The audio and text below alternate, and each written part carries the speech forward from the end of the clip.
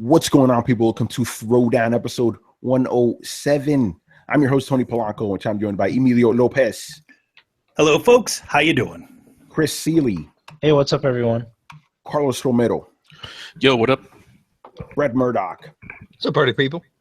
And the man who has the most impeccable timing in the world. I swear, you came in as soon as we started, John. That was amazing. I thought you guys were like half an hour into the podcast. I was like, holy shit, I'm late. We were stalling because we knew you were going to be on, but this was beautiful. Okay, people, Mr. Negative himself, John Phipps, is in the house. What's going on, man? How you doing? It's really good to be back. I got in. I was like, because I got my wife right here, and I was like, I've got to jump in to Tony's podcast because he's like half an hour into it, and I get in, it's like boom, and I was like, did we literally just start? That's amazing. Literally just, dude, the timing, beautiful. That is the great, like, but the funny thing is, while I was starting, I'm like, wouldn't it be funny if John comes in like right now and fucks up the intro? But you knew the sound effects, so you were like, let me wait. Yeah, I did. Yeah, that's why. Yeah, I kind of wanted to interrupt, but I was like, I'm just gonna let you go. Yeah, that's a professional podcast host, man. So before we start, John, you actually had a very big guest on, man. We did, actually. We had Susan Arendt on, or Susan Arndt. I'm sorry, I keep butchering. Yeah, like I know her, but I don't know how to pronounce her last name. Susan, and she actually, I told her I was coming on your podcast. She had very positive things to say about you. Nice. Whoa, well, she did. And that's like I'm not like just saying that. She did. She said, "Oh, Tony's great. I love Tony." Yeah, no, she's awesome. But so we had the executive editor of GamesRadar.com on the podcast tonight, and we had a great conversation. We talked about, I suggest you guys go check it out. We talked about the whole Bethesda review copy deal, which was relevant because she is in fact a reviewer and she writes for GamesRadar. So it was a great conversation. That's awesome. I saw like a little bit of that. I'm like, ooh, I saw it for two reasons. One, because this great segue right here, because I wanted to see what's going on. And two, because I needed to test out if Google was acting okay, because we had a big fuck up last week, man. Like, you know, I wanted to apologize to all the fans out there who had to deal with this bullshit, but we couldn't help it. Like, for whatever reason, like the audio was out of sync with the fucking video. It was just a mess. I mean, you guys didn't care. I think the episode got like 700 views. Yeah, we got very close. We got very close to 800 views on that one.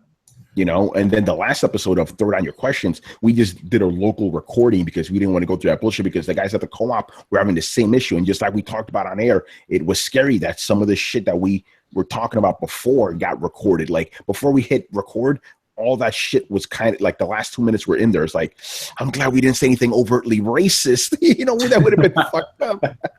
But it seems like everything is okay now. So thank goodness for that. Yeah, I mean, it worked for us fine tonight. So no issues on our end. Oh man, yeah, fantastic. All right, so I'm gonna ask you a little bit about what you're up to in a little bit, John. But I want to do some pre-show shit first. All right, so first I want to congratulate G Mega Force 123 for winning the book, which I don't have on hand, the Console War book. So he wanted. Here's the funny thing: we have an audience that's worldwide, right? You know where this dude is from? From fucking Corona. It's like, really? Like, out of all the places, Corona, for you guys who know, is from Queens, right? That's where Dominicans usually go. You know, like that's where I moved when I first came to America. We moved to Corona. We stayed there for a bunch of years and stuff. But yeah, this dude's from Corona. He just got it, by the way. I was about to give this shit to Mark Wennick because he was the second guy because this dude didn't say anything, and I'm like, hit me up, please. So I'm gonna send you the book. So today we're gonna give away the final book, right? Super Nintendo game, and Manny, I'm gonna throw this at your feet. Nice. So during the course of the show, find a good image that we could use. Okay. And here's the thing: Throwdown, we scale with levels, right? This motherfucker got it off a shitty audio clip. It was I forget the name of the game. I didn't even know this game was like Mohawk and whatever. Manny, what's the name of that shit? I don't know. It was whatever Mr. Workman decided to. So Robert Workman, who kind of fucked up the contest for us while he was here. But yeah, it was like Mohawk, and I never even heard this fucking game. Right? I've seen the game, but I've never played it because it looked like shit. So because these guys were able to get that two guys got it, we're gonna step up the difficulty. So Manny, find a good hard game, you know, for Super Nintendo. All right. Okay. And you know, while we do that, that's the last book. Okay, so before we get into it, John, man, tell us what you've been up to lately, man, in life and gaming, whatever, you know. So in life, I could talk for days, but so I'll keep it strictly gaming. So this week, so on Super Deformed Gamescast, we've actually started getting review copies, which is really cool. So yeah, moving up in the world. I've been playing. We got a review code for Shadow Warrior 2, which was fucking awesome. And then we got a review code. I just finished it for. If you got a Vita and you like horror games, I highly suggest you try Yomawari. It's hard to pronounce. Yomawari Night Alone. It's a 2D isometric horror game for the Vita. Very, very atmospheric. Highly recommend you play it in a dark room with a good set of headphones. Great stuff. I've also been playing. I've been playing some Battlefield 1. I made it through that disappointing campaign, but the multiplayer is really good. It's a Battlefield game, so everybody's expecting that. Been playing some Modern Warfare Remastered, which is fucking stellar. Just great, and it's really amazing to see how they've updated the game. It's more of a remake than a remaster. And right now, I'm waiting on Titanfall 2 and Skyrim to unlock on PS4. I'm taking the day off tomorrow because I want to do nothing but sit around and play video games. Yes, so that's exactly what I'm doing. I'm gonna get through Titanfall 2, throw out a review for that, and then I'm just gonna literally sit on my ass the entire weekend and play Skyrim. So you do like video reviews, right? So we're doing written reviews and video reviews. We actually have a website, superdeformedgamescast.com. We do reviews and news and opinion pieces. And actually. Two things I'll mention, and then I'll turn over to somebody else. I don't want to bogart the mic. But next week we have on Monday we're doing the second episode of what we call the Support Class podcast, which is for gamers with anxiety. Just like myself, I've dealt with generalized anxiety for my entire life. Multiple medications and cognitive behavior therapy, and it's a difficult thing to deal with. And so the idea is to get members. It's not a regular part of the SDGC rotation, but the idea is to get gamers afflicted with all kinds of anxiety, whether it be health anxiety or social anxiety, and to get on there and just kind of air your problems out and talk about them and talk to other gamers about how they cope, whether that be gaming or through meditation or something. Just kind of get it out there. So and to let people know that you're not alone if you suffer from anxiety. It may feel like you are, but you're not. And the other thing I'll say is that next Saturday we're going to be doing our Extra Life fundraiser, and we've already been given some codes to get. We're waiting on a few more from different publishers, but we've been given some codes for Dragon Age Inquisition Game of the Year on PC, and those were actually supplied by BioWare. So thanks to them, and we're going to be giving those away as rewards for people who donate to Extra Life, and we're expecting a few more from different AAA developers as well. So please kind of be on the lookout for that. And the next week you can buy these. Amazing. So you guys who are just listening, it's the Super Deformed Gamescast T-shirt. So I'm guessing you could buy that off your website too, right? Yeah, well, we're still trying to figure out the logistics of where you can buy it from. We don't want to make them too expensive because we want people to actually be able to enjoy them. So we're still working all that out. But hopefully by the end of next week, you can drape us over your bodies, and we'll help keep you warm. So there you go. And that's pretty much it, man. I don't want to hog the mic. No, man. We by the way, for you people who know, you were supposed to be on maybe a month ago. We wanted to do like a double thing where I was going to be on your show, but then life happened and shit. But I'm glad you're on. But dude, I'm so fucking proud of you, man. Like you're doing so much good shit for the community right now. Like gaming has given you a lot, so now you're trying to give something back, and I really appreciate it. It's amazing. You were one of our first guests. You were on episode 8. We're on episode 56 now. We've been doing this for over a year, and when I started SDGC, I just wanted a group of guys to talk about video games with. And now I am DMing with the creative director of Dragon Age, and we've had Naughty Dog on the show and Housemarque. We've had you, Michael Huber, Kyle Bossman, Jason Schreier, Marcel Hatam from CryEngine, and right now we're the creative director of Dragon Age. Mike Laidlaw is maybe on the show. He's working at PR right now, so and hopefully we'll be at E3 next year. So it's kind of, and we're getting review copies, and fucking BioWare is giving us codes to give away for charity. I mean, it's kind of crazy how things have evolved. Like if you'd asked me a year ago, John, is all that shit gonna happen? I'd have been like, you're a fucking moron. Get out of here. Like, what are you talking about?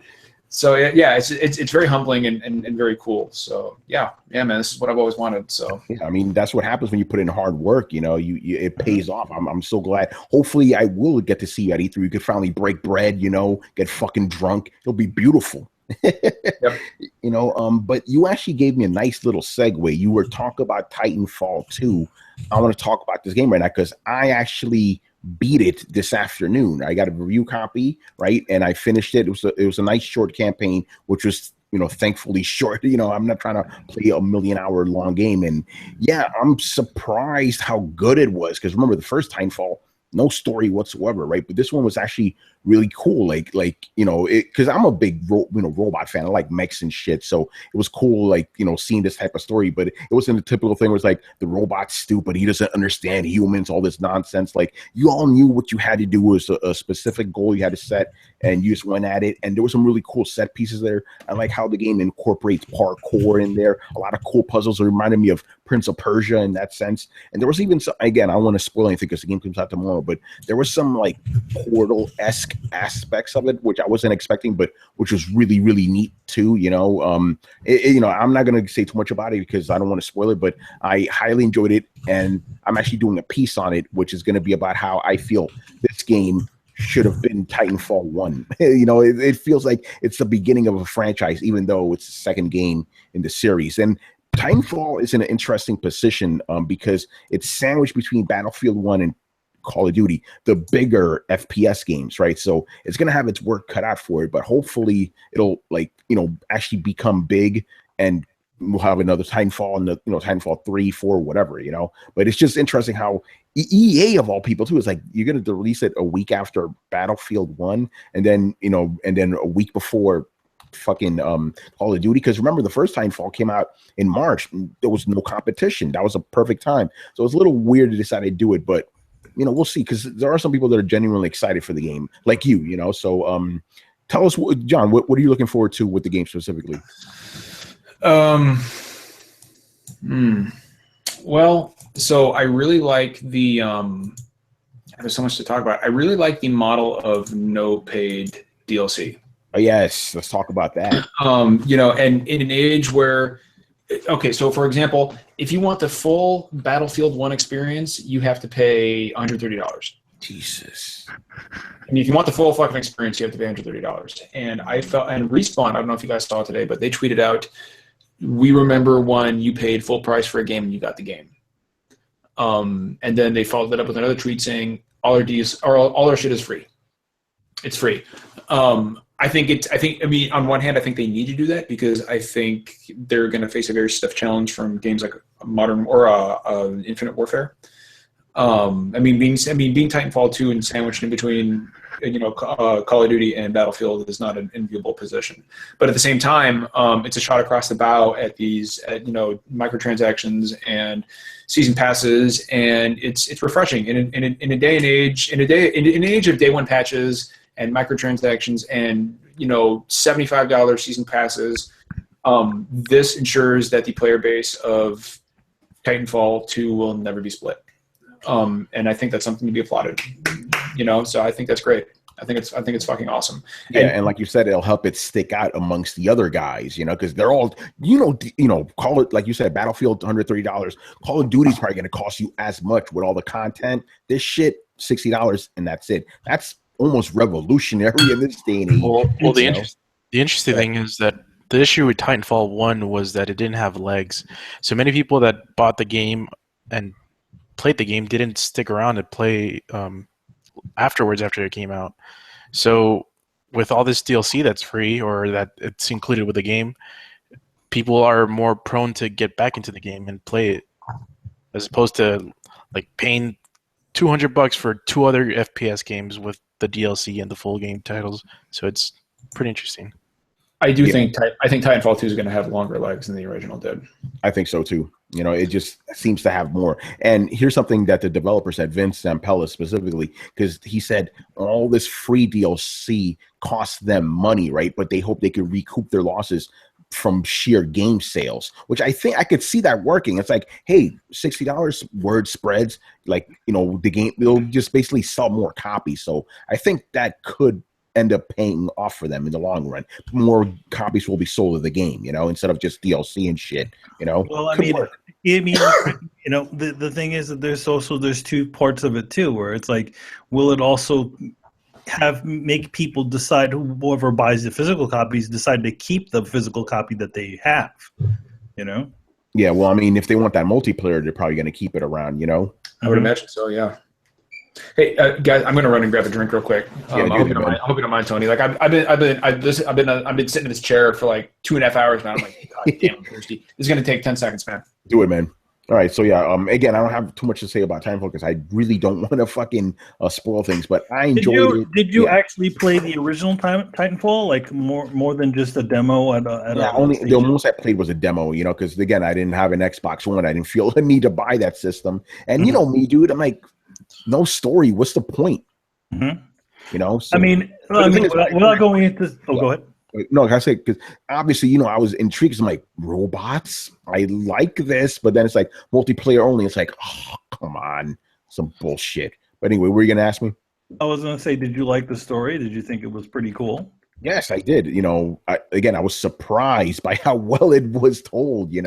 Like, you actually feel the relationship between the robot and his pilot, developing stuff, and it had some kind of funny moments. But at the same time, like I said, the robot doesn't feel like an idiot. It's like, oh, what are these human emotions? Like, he understands some shit. Like, oh yeah, are you scared right now? Are you good? He'll say shit like that. And there were cute little moments in there where, like, because the pilot would always like give a thumbs up, and the robot would just be like, huh? And then the robot's like, he gives a thumbs up to him, like, that's pretty cool, I'm not gonna say anything about the ending, but I predicted the ending because they always do shit like this. Like, come on, game developers, really? It's like a cheap kind of. I'm not gonna say, but I think you guys know where I'm going with it. A cheap way to tug at your emotional strings. But yeah, I enjoyed it. I may play it again. I played it on Origin, by the way. I was playing it on PC. I specifically requested on PC because it looks better. This game just looks okay. Like, there's nothing really. Titanfall is one of those games where it's meant to be realistic looking, so it looks like every other game out there. Basically, it looks like Call of Duty, it looks like Battlefield, whatever. But it does look nice. I'll give it that. All right, so let's move on here to our main topic this week. We got to talk about this Bethesda shit. So is it really shit? Yeah, hey, dude, did you not see Twitter yesterday, man? People went fucking crazy, man. Well, no, I mean, I know what type of people were going crazy, but really, does it really affect anybody else other than those specific people? Go on. Well, let's break down the situation. So basically, Bethesda, and this is very surprising, they just flat out said this. They had a statement saying that they're gonna, because of how well Doom did after they only released the game to the, publishers, game publications, a day before launch. They're like, hey, this works so well. Everybody, we're going to do this for all our games. So Skyrim Remastered and Dishonored 2 reviewers are only going to get the game a day before it actually launches, right? So obviously, people are split on this. Like, reviewers feel that doesn't give them enough time to, review the game. Consumers feel that, they don't have any reviews to look at, and then on the other side, and this is the side I kind of come on. It's like, listen, man, independent guys have had to deal with this shit for years, so you're kind of in our, court now. You have to wait like everybody else. Not really. You guys still have to pay. Yeah. I mean, honestly, in my opinion, no, in my opinion, consumers shouldn't be upset about this because it's our fault. It's our fault. We buy shit day one. Look at Doom. Right now, Doom ended up being fucking awesome, but people went out and bought Doom by the hundreds of thousands without a single review. Yeah. No Man's Sky. Fucking No Man's Sky, by all accounts. I mean, and I played it for 30 hours. It was a decidedly mediocre game, and it did not deserve the sales that it got. But it sold fucking millions upon millions of copies. Exactly. So here's the thing. That is exactly what they're banking off of. They're like, okay, we already have a fan base that's willing to buy these games beforehand. So why wouldn't they? The thing is, and to be honest, half the people that are looking at these reviews, they're not using them to gauge whether to get a purchase or not. They've already made their decision. That's why they're getting pissed off that the game got an 80. Yeah. Because they're looking for fucking confirmation. They're looking for purchase validation. That's what it is. And here's the thing, just play what you fucking like. I mean, Recore got, like a 64 meta. I know people who loved it. And, it doesn't fucking matter. Just play the fucking game if you like it. If you want the game on day one, buy the game on day one. But consumers shouldn't be upset about this because, I mean, it's fucking Bethesda, right? Like, people are going to go out and buy Bethesda games day one. They are. It's just going to fucking happen. Nobody can tell me that when, if Elder Scrolls 6 were to release next week and they said, we're not sending out review copies until the day it launches, if anybody thinks that would cost them a single sale, I have a bridge on the moon I'd love you to buy. Because it's just not going to happen. I will say that Bethesda is one of three, maybe four companies that could do this. Bethesda, Rockstar, Valve, and BioWare would all be able to get away with this. If Mass Effect Andromeda released next week and they said we're not having any review copy sent out, people would buy it. I would buy it. I'd buy it day one. It's fucking Mass Effect. It's not going to be a bad game. At least I don't think it is. Yeah. So my question, I'm glad you since you're going on this track, do you think other companies are going to start doing this now because it feels like they're cutting out the middleman, right? Because let's just be honest, reviewers, traditional media, kind of irrelevant when you have YouTubers who are going to pipe up the shit out of these games, because let's just be honest, right? Traditional guys are going to look at these things in a traditional way, right? They're not going to be all hyped up and crazy like Hip Hop Gamer, for example. Developers love that shit, Now, if you could do that with YouTube guys, because for a fact that YouTube guys are going to be getting copies early because they could be more easily coerced. I'm trying to pick my words here, so I think they're gonna go more for the, what do they call them now, influencers? They're gonna go more for these influencers guys. Exactly. Yep. Pretty interesting. Brett, jump in here, man, because I know you probably got some thoughts on this. Brett, you're muted, but I'm looking at your podcat, so that's good. What about, podcat is best podcat. All right, Ben, we can hear you now. Go ahead. You broke my train of thought. What are we talking about now? We're talking about review. Man, how high are you right now? It's not even that, man. It's this fucking widow fog. Like, I'd lose track of the conversation halfway fucking through. The review shit. Bethesda. Bethesda. Yeah. I kind of agree. Everybody's gonna buy Bethesda games. Like, also, this is a game that's like, it's not a new Bethesda game. Like, they're repackaging and selling you the same shit. Like, who's gonna wait to hear review copies of Skyrim? Yeah, I need to wait for these reviews of Skyrim. I don't get the people complaining about, well, where's the reviews for Skyrim, Legendary Edition? And I'm like, well, go back to IGN in 2011 and look up the review of Skyrim. I mean, it is. I mean, it's not. I mean, it's prettier. So just add the word prettier to the bottom, and you've got your fucking review. Like that I don't get. Now, here's my question. Here's my question for you guys. What happens when they release like Prey? Like a new untested IP. Okay, and this is a reboot of Prey, so it's something new. It's fine and dandy for them to do this for something like Fallout 5, let's just say hypothetically, or like Elder Scrolls 6, or even Dishonored 2, or the Evil Within 2, because more or less you know what you're getting. But what about a new IP? Do you guys still think they'll do this for new IPs as well? That's a good question. I would imagine they should. So are they just not sending out review copies at all, period, anymore? They are just the day before. They are just the day before, yeah. Yeah. And Bethesda specifically said, because we want everybody to get it at the same time. That's what they said. Even though, like I said, YouTubers are going to get it beforehand. Go ahead, Chris. They just don't want publications to skew customer perception of the game. They want to sell as many copies as possible. See, it's not. There's a false equivalency going on. It's like, oh, everybody gets it at the same time, but that doesn't make any sense because reviewers don't get the time to play it and write a review before the game comes out and drops and people spend their money on it, right? And then secondly, there's another underhanded thing that publishers are doing. They create gray and black lists of reviewers and basically cherry pick who gets review copies, who gets them delayed, and who doesn't get them at all, right? Yeah, but I mean, part of that makes sense. Like, yeah, that sounds nefarious, but then again, like coming from a business point of view, like, if you're like, this person keeps giving me bad reviews, I'm not really in a hurry to send them anything. Like, that's not necessarily a bad thing. The whole thing does stink, though, of like, Bethesda never has a smooth launch. Never. So I'm not really sure if they want the reviews to come out until they've had time to get the patches necessary to make the game not broken.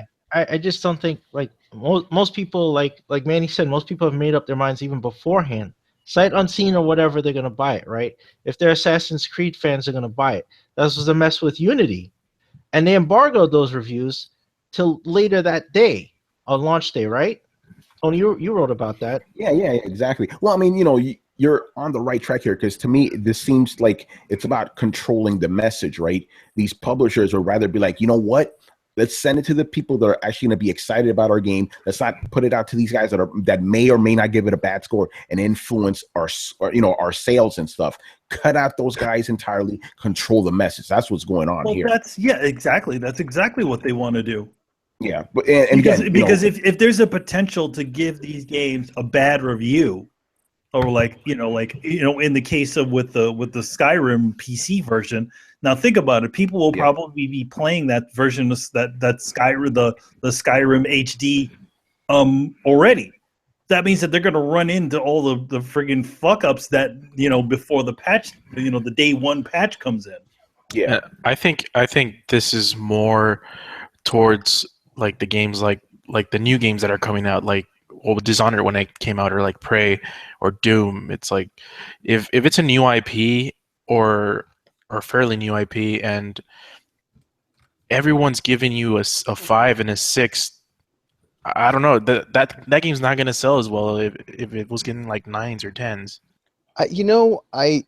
Am I the only one that doesn't feel like reviewers should get review copies? I mean, go ahead. Explain. I can understand sending out review copies to things like YouTubers, because those are entertainers. Those are people who you want to showcase your product on their entertainment show that they're already doing. I'm thinking, like, as much as I hate PewDiePie, like, he doesn't review a game. He just does some stuff with it. And then you send it out to those people saying you can play up to level 2, act like you're having a good time. Like, that's just marketing. That's all marketing ever was. Like, that's not even like shady side deal marketing. That's, hey, go out there and pretend to have fun with this thing and we'll give you a free copy. Like, okay, that's fine. But it seems like people getting review copies for free skews the playing field and puts you in somebody's pocket as to whether or not, like, oh, well, shit, I got to give it a fair review. Otherwise, I'm not going to get a review copy. And it's not so much about getting a free copy, because we can subsidize the buying of these copies with the advertisement that our site is making, but more about like, oh, I'm not getting them early. But see, then that's the thing. You shouldn't have to be nice in order to have your review come out on time. I'd almost prefer that nobody get review copies, and you either buy into the hype and the advertisement and the good faith of the publisher / developer, or you wait a week until the reviews come out. I mean, it's still your choice. It's when the game comes out is an arbitrary fucking thing. Like, that's the weird thing. Like, it could come out this week, it could come out next week. Like, it is released this week, but as far as I know, like, in a parallel universe, it comes out next week, and nobody's the worse for wear. So, like, you don't have to buy a game unless, like, most of the time you don't have to buy a game, like, the first week it comes out, unless it's super, super competitive. So nobody's holding a gun to your head and saying you can't wait for a review anyway. I'd rather all reviews be completely unbiased by people not being afraid to say what they really think than have them out 2 days before the game.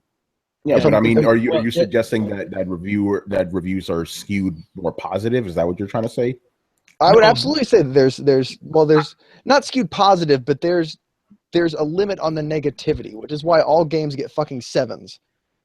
Well, I think with certain sites, it definitely does exist that way. Where, like, how is it that all Call of Duty games get 9s and 10s? You know what I mean?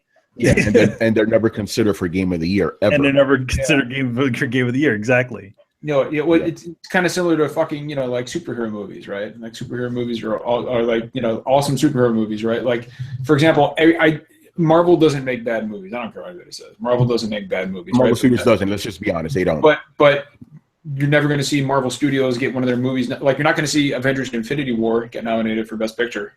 It's not going to happen. And I think that's, I don't know. Like, if you think about it, it's kind of an interesting similarity to the cinematic industry. It's like, like, for example, I would argue that The Dark Knight probably deserved a Best Oscar nod or Best Picture nod, right? But it didn't get one, and I'm sure. And there are many games that get reviewed very well that probably deserve a best game of the year award at the Game Awards. And well, it's not even so much that. It's look at it this way. It's if I don't review this game and like if this is a terrible game and I want to trash it or if I want to really hit this game, I'm probably going to want to temper it a little bit because I don't want them to just stop sending us review copies, because if they stop sending us review copies, then we're the only fucking site that doesn't have a review for a week and a half. That's going to be a problem. That's going to negatively impact. They can hit us in the money. They can hit us right where it counts. I think it's going to be a problem for smaller sites. Sites like IGN, they can do whatever the fuck they want. They'll review. I don't know. I mean, even smaller sites don't really get that many review copies. I mean, the Coalition in general doesn't get that very many review copies. Most of the guys are buying them, or we're usually buying them ourselves. Yeah, but we don't influence a lot of people. We don't. Coalition doesn't hit millions of people, right? It's all. That's why they're always about clicks, right? Because they can go to the publisher and go, "Hey, we get 10 million impressions on our reviews. Oh, okay, here you go." Right? Because it reaches more eyes. Yeah, well, I mean, that's actually a great point because tool, though. Hold on, Brad. You need to make this real quick. Think about it like this, right? Kotaku years ago, they completely exposed a Call of Duty game, right? They leaked all this shit. Activision still dealt with them. Why? Because everybody went there for traffic. Same thing with Jim Sterling, right? Everybody gave him review copies, even though he shits on every fucking game. It wasn't until last year where EA was like, you know what? We're not going to give you our games anymore. But people used to go to him just on the sheer fact that they know he's going to get millions and millions of hits. I always find that to be fucked up, But I just want to get that out there. That works for the big guys, but it definitely doesn't work for the little guys. And reviews shouldn't be part of an ad marketing campaign anyway. Like that, there's too much shiesty shit that goes in there. A review is almost by nature after the fact. So you're getting the reviews out and getting them out quick so you can get little sound bites and pitch lines. That's just fucking hype, man. That's just building and hype and marketing. Yeah, but then it blurs the line between journalism and propaganda. See, now you have YouTubers, so-called game influencers, who not only get review copies, but you never know. It's been pointed out that Warner Brothers, EA, all this stuff gives them contracts, give them actual kickbacks for positive comments, positive reviews, for using their clips and their comments in commercials, right? So they get compensated, which means now you are compromised. Your opinion is compromised. Exactly, and then the whole trust that. So now there's no objective opinion. All we have now is propaganda. Yeah, and the sole purpose of this propaganda is to get somebody who is on the fence about a game to buy it day one or pre-order, which is in and of itself stupid if you think about it from the consumer's point of view. If you need a review to tell you whether or not you're going to buy a game, don't buy it day one. Yeah, I mean, we've been saying that shit for years. It's never going to happen, though. It's never going to happen. And guys like me are at fault. For example, I said this on SDGC just earlier. I mean, I had Final Fantasy 15 pre-ordered a month ago because there's no fucking way that there's no world that exists where I'm not playing that game day one. And it's just the way it is. I'm a huge Final Fantasy fan. Okay, but let me break that down. I'm sorry to interrupt you, but no, go ahead. Is that not because Final Fantasy has delivered you a consistent and satisfying experience from your point of view as a gamer? Absolutely not. No. Okay, then why are you buying Final Fantasy? because So Final Fantasy 13. So 13 is where the series. Well, actually, I haven't played a great Final Fantasy game since Final. And this is kind of a story. I won't take too long, but I haven't played a great Final Fantasy game since Final Fantasy 9, in my opinion. 10 was serviceable. I didn't care for 12. 13 was all right. Okay, you've got my attention. And I'm not an MMO guy, so I completely skipped 14. But Final Fantasy 15 represents hope for me, and Final Fantasy came along during a time in my life when I was very young, and I grew up in a home with severe physical and mental abuse. And so Final Fantasy came along at a time for me.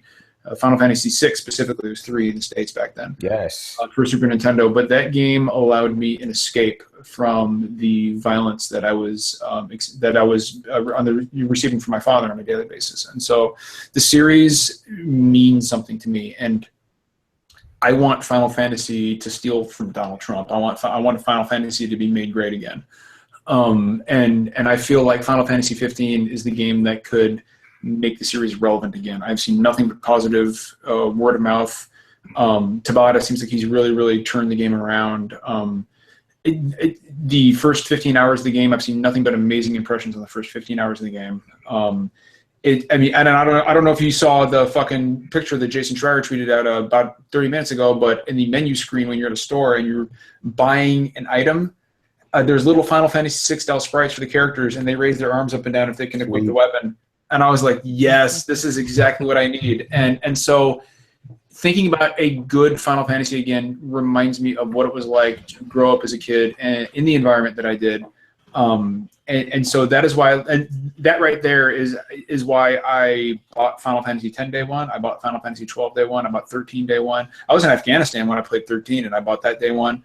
And that's why I will continue to buy Final Fantasy games day one, because I want that series to be great again, and I want to be there day one when it happens.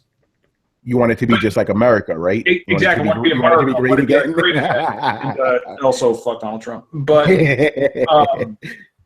but yeah. So I guess you could say that guys like me are part of the problem in a way, right? Like, even though my intentions are good, I will. There are certain games that I will just be there for day one, and just, I guess that's just kind of the way it is. But no, I think developers need to realize that there are guys like you, and like, see, like that gives me a little bit of hope, because I absolutely understand, and it's almost what I've been preaching.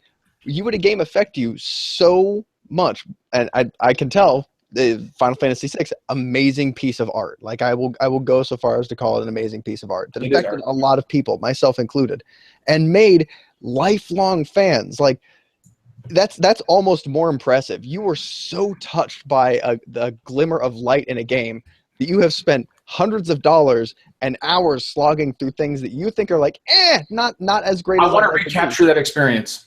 Yeah. Like, that is a devoted fan, and that is the kind of, like, that shows you the power that making a good game that panders towards your fans, that's a good game for the sake of being a good game, that shows you the kind of legacy that you could leave, and it shows you a financial way to do it too. Like, I wish people made games these days the way that they did Final Fantasy VI, where they care and love it that much. And I truly hope Final Fantasy 15 is that good. I think it will be. I think it will be. And it shows you the power of games, right? Because, I mean, Final Fantasy VI is, it sounds goofy to some people to say, but I don't give a fuck about anything. So, I mean, Final Fantasy VI is a big part of who I am today. Like video games made me who I am today. And they were an integral part of my childhood growing up, and they molded me growing up, and Final Fantasy VI played a huge role in that. And everybody has an attachment to a series, which is why a lot of these people buy games day one, regardless. I'm sure somewhere there's some kid who was going through trouble at school or whatever, and Fallout 3 was his escape, or or Elder Scrolls 4 Oblivion was his escape, and so going forward he will buy every one of those games day one, because it brings him back to that time. And even if Final Fantasy 15 isn't the game I wanted to be, Final Fantasy is like, it's like fucking comfort food to me when I'm sick. You know what I mean? Like it's like, if I'm sick, I get a big bowl of chicken soup or whatever, I'm like, yeah, I feel better now. And that's kind of the same way I look at Final Fantasy 15 or Final Fantasy games and other games in general. So that's why I'm in day one for certain series. And again, I guess that makes me part of the problem. That's why Bethesda's going to do what they're going to do. But yeah. Sorry, guys. Yeah. I'll talk all fucking night if you let me. No, that's why we love having you on the show, man. At any time, fucking shut me up, dude. Like, no, man, I love that shit. But yeah, again, it goes back to people give too much importance to reviews. It's like, don't worry about reviews, man. Like, is it a series that you like? Do your buddies like the game? Judge it based off of that. Don't worry about these fucking reviews, man.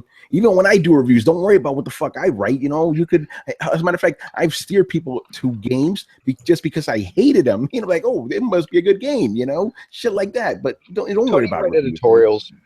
They're wrapped up in reviews, but they're editorials, which don't get me wrong, I love it. That's my preferred method. Like, if you're going to sit the difference for me is I don't lie about what it is. Every review is a fucking editorial. You just know it with me, Again, we're going to break into it, but I also think there can at least be an attempt to measure the separate metrics of a game.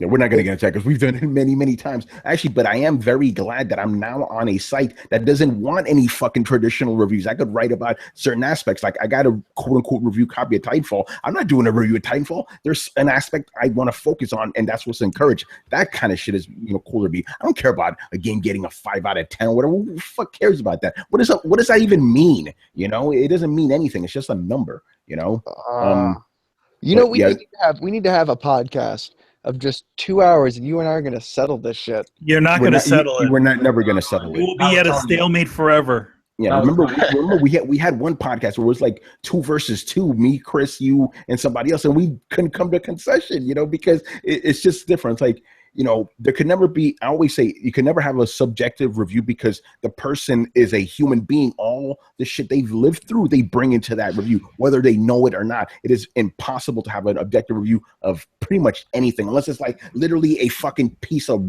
like a robot or something, like a thing of tech. Then you could have but even then it could be tainted too. So basically, don't trust people. That's my main thing. It's like trust is. That's exactly the problem. You bring your thought to the logical conclusion, and that's that no mode of measurement can be trusted because it's all viewed through subjective lenses. But it is. Okay, so that just means you can't believe in anything, and you end up a nihilist. And but I am a nihilist. I never denied that. You're not as much of a nihilist as you think you are. Yeah, no, but I've always said, but anyway, I'm not going to get into my personal shit. But the point is, yeah, this is why I'm actually a good reporter / thing, because I don't believe anything until you fucking prove it to me, But yeah, that's just my other thing. Everything you read is always filtered through somebody's specific lens. Like, Brett, but here's the thing, Brett. You believe in an objective truth overall, right? I don't. I don't believe in an objective truth at all. I don't think so. That's just no way the universe doesn't have not presented that to me. People think an objective truth means that, like, oh, I'm right and you're not. Like, it's not that way at all. The best way I can explain is imagine there's a basketball court, right? And all of us are standing randomly around the basketball court, okay?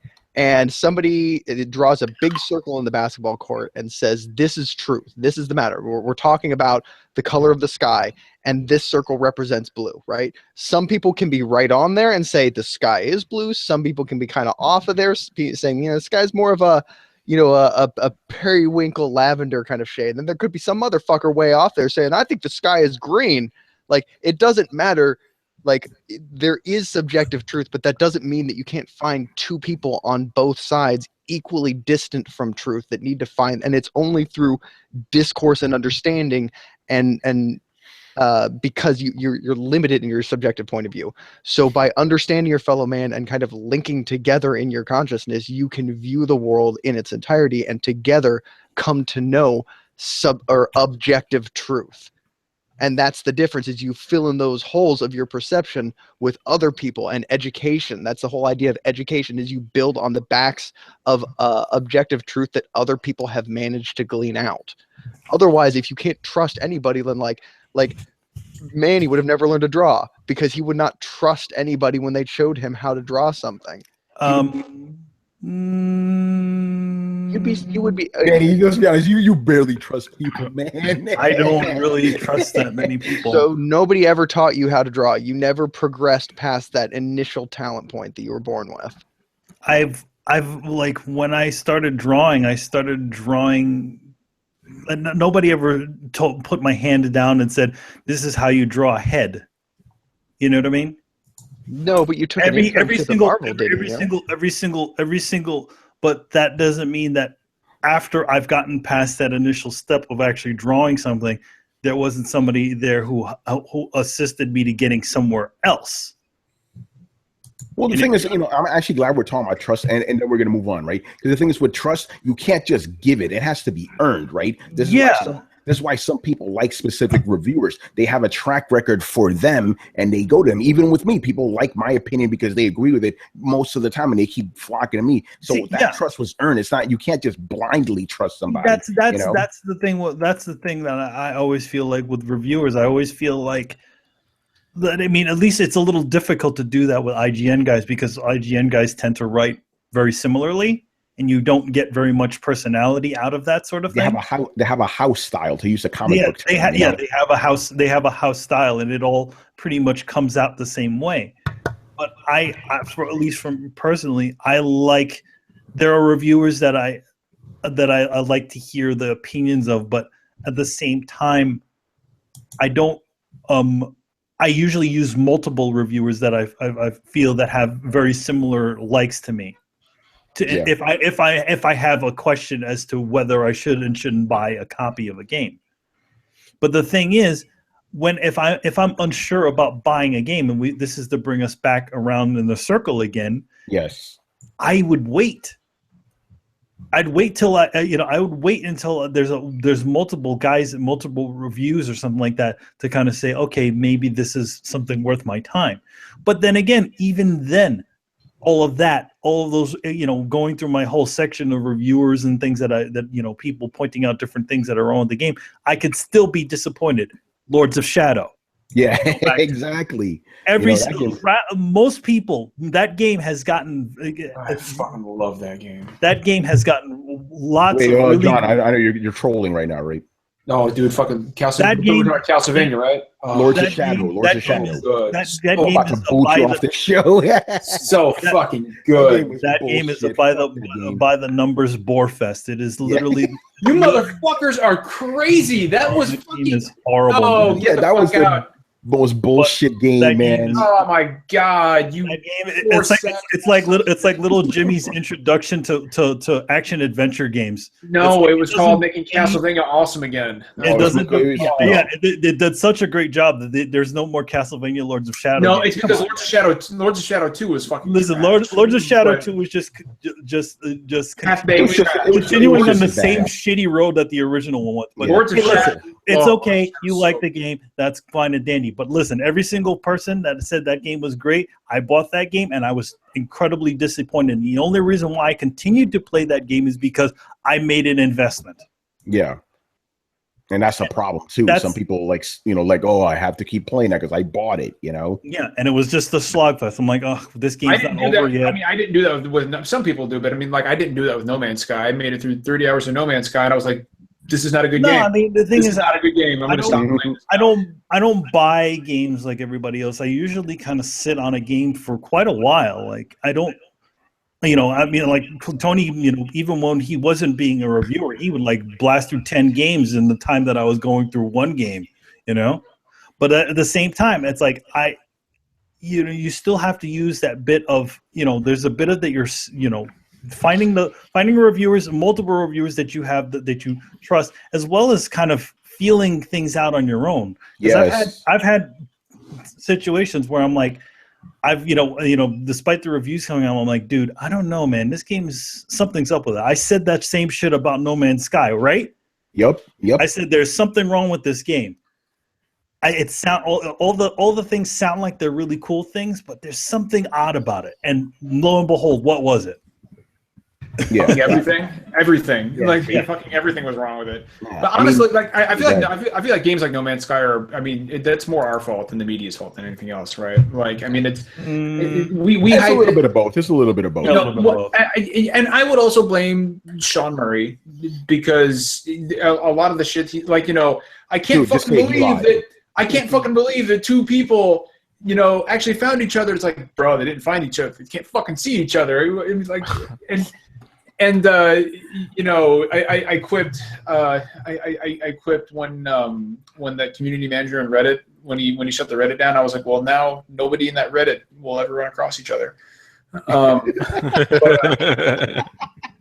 But what a shit show, man! But yeah, I mean, I honest to God, and of course, there's that poor sad sack motherfucker who paid $17,000 to play it 2 weeks early. That's why Sean Murray's disappeared, because that motherfucker's hunting him down.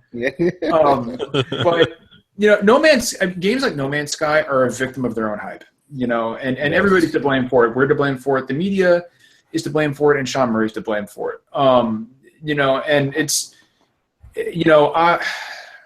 I would like to say that I was innocent of that, but I hyped this game up in my mind to be something that it wasn't, and then I played it, and I was like, this is not what I thought it was going to be, but that's my own fault. That's my own fault, and it taught me a very valuable lesson. And the lesson was, don't reach for the stars. Keep your expectations in check. That's me a lot of the time. I'm just like, if I'm seeing something, again, I'll go through the channels, okay, see if the reviewers have it. If not, I'll wait on it and see what's up. A lot of times, like, I've bought games after the game has been out. Like, I didn't play BioShock Infinite when it first came out. I played it way later. I can't imagine not playing that game day one. No, but I mean, the thing is, it's like I'm not a well, you don't know me that well, but I'm not a first person shooter type of guy. I never really cared for either two of the other BioShock games. So I was like, okay, here's another kind of first person shooter game where you listen to a bunch of recordings all the damn time. I'm not that interested in it. But I finally got, like Tony said, it was good. Chris had played it before. I think I think either one of you guys had it or something like that, and I borrowed it, and I got to test it out. So, I mean, despite all the reviews saying this was amazing, I was still very skeptical as to if I would like it. Yeah, I mean, this is the last thing I'll say. It always goes back to the whole thing with Call of Duty. Call of Duty gets 9s out of 10s every fucking year, right? But I look at the reviews, it's like, oh, military first-person shooter. I'm like, okay, I'm good. Pass. Like now I'll probably end up playing Infinite Warfare because it's my job now. But it's like, even a game that gets positive coverage, you could look for certain things in there. Like, you know what? That's not for me, man. I'll skip this shit, Yep. So, yeah, basically, don't worry about reviews. Worry about, there's fucking videos out there now. We have, YouTube and Twitch and all this other shit. Check that shit out and judge if you want to buy a game or not. You don't need to worry about reviews. Fuck that shit.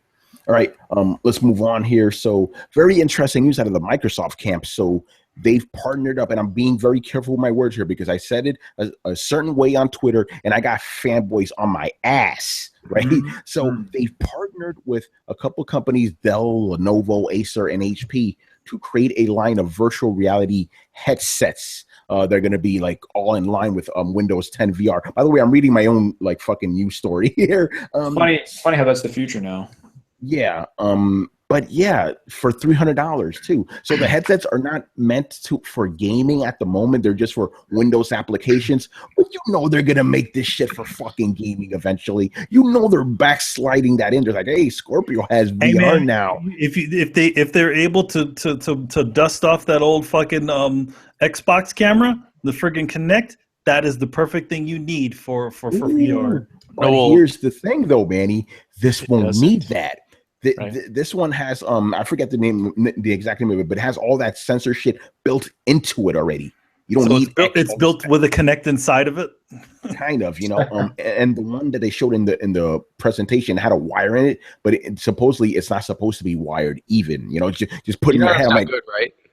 Why is that, Brett? Yeah, please explain it because the thing is, okay, before you explain it, because to me, I'm like, that's perfect because when I had the PSVR here, I thought it was so cumbersome having all these fucking wires. I'm like, I wish I could just plop this thing in my head and play. But why is that a bad thing? Because it'll play like the Gear VR, which is the important thing distinct is it doesn't know where you are in the room. So you remember when we tried Oculus at Comic-Con, Tony? Yeah. And you could turn your head around, but when you lean down, nothing happened? Yeah. That's what happens without a camera. Oh, shit. That's crazy. You're right about that. I didn't have a camera. Do you think this is why it only costs $300? It's one of the reasons. But you have to keep in mind when they say it's for applications, like this is a really fancy Google Cardboard. This is the Gear VR, and this is one thing that a lot of people seem to miss when everyone's talking about like, whoa, man, is virtual reality gonna die? Motherfucker, they're putting virtual reality in every smartphone. Yeah, well, not only that, but I mean, right now NASA is using PSVR, not Oculus, but they're using PSVR to train astronauts. I mean, it's not fucking going anywhere. Like VR is here to stay. And anybody who tells you if it's a fad, I won't name any names, but anybody who tells you a fad is a fucking idiot. He's talking about me, people. He's talking about mostly everyone in this podcast. In this room. Yeah. Hey, listen, I played the fucking VR. I'm like, I don't know about this. I mean, but again, it's not for me. I'm not saying it like I have to change my mind on the fact, that if it's a fad, I don't think it is a fad, but I'm still don't. About somebody very, very specific here. Oh. I'm not gonna name his name. He's kind of a mooch though. But but yeah, it's one of those things where it's VR is here to stay, and it's the point of VR is not to supplant the box in your living room. It's more to supplement it. Is it for me? I've tried PSVR and I've tried Oculus. Is it for me? Yeah, okay. I mean, down the road, sure, why not? But at the same time, I don't want to sit there for 4 or 5 hours and with the VR headset on. just because I'm afraid like one of my buddies is going to come in and like dangle his nuts in front of my face and I'm not going to know it. But and be like, man, what an experience! I'm going to have like a dick like. And yet you sleep with your mouth open for 8 hours a night. Yeah, right. Yeah, I'm like, amazing. All of a sudden, I'm like, what is in my mouth? But yeah, it is what it is. I think VR is more designed for people to come in and say, holy fucking shit, look at this shit I got in my living room, bro. You gotta try this on for a minute. It's meant for experiences. I look at it as, like imagine, look at the difference between the original PlayStation and the PlayStation 3, for example. This is Gen 1, it's fine for what it is now. Imagine what it's going to look like 10 years from now. And I firmly believe that companies like Sony 10 years from now will be glad that they got the VR into the VR sphere, because the applications for VR go way, way, way beyond gaming. This is a tiny, tiny piece of the pie. Yeah, now that this thing has been shown to actually be useful, like NASA's using it. Watch this explode into, they're already using it to control drones. They're going to use it for like dangerous medical equipment, not medical equipment, like construction equipment and things like that. Like wait until people are disarming bombs with like a VR controlled. Wait till you're on fucking Mars. I mean, it's like, hey, you want to go to Mars? Put your fucking VR headset on and let's go to Mars. I mean, when they start installing them in museums. Yeah, I mean, it's like hey, have you ever been to Egypt? No. We'll put this fucking VR headset on and we'll take you to Egypt. And I'm telling you, especially like with shit like Oculus, you'll go there. Like it is immersive to the point where you take the headset off and you're like you still feel like you're in a video game. Like I tried Oculus for like 30 minutes and I took it off and I was reaching for shit on the shelf. I was like, I gotta stop doing that. I was like, why am I in a video game? Like it's so immersive, it's surreal. I don't know. I maybe I'm old, but I feel like what you're describing is a viewfinder, and I don't really see how that's attractive at all to an experience. Like if you say, Chris, you can't go to Antarctica, but put on this headset and do that. Yeah, but I did that when I was 5 years old and had the disc with Antarctica in it, and I flipped the slides. It's like, ooh, I can see Antarctica. I mean, have you tried the Oculus? No, I have no desire to try it either, because I don't see like how that's improving the experience. Maybe the technology. Okay, but here's the thing, though. Have you tried any VR headset? No. Well, then how can you say that? Well, actually, you did. You probably did it at an arcade like 20 years ago, right, Chris? Oh, you mean the big Sega thing that was probably given? But I mean, that's like, that's like in 2007 when Cooper Lawrence was on Fox News and she was bitching about Mass Effect, right? And she was like, "Oh, it's the sex box and it's a porno game and it's gonna fucking corrupt our youth, blah blah blah blah." And Jeff Keighley was like, "Well, have you played it?" And she goes, "Well, no." Well, don't compare me to her. Like, no. Women's pushing that video games are bad. It's the same concept, though. Like you can't say, "Well, this isn't good," and then but I haven't. No, I'm saying like that's not selling it for me. Like that stuff. It's like, okay, you could let me put it this way, Rover, but yeah, put it on my TV and I could see it too. Okay, but that's the thing. Would you rather have a viewfinder or a TV? Because the difference between a viewfinder and a TV is the difference between TV and immersive VR. Well, no, I mean that's the difference between TV and newspaper. I mean, it's VR is something that here's the thing. Here's the thing that you guys aren't seeing. This is for Chris specifically. What he is seeing is something that he does not feel is something that will be for him. He doesn't see that it works for him.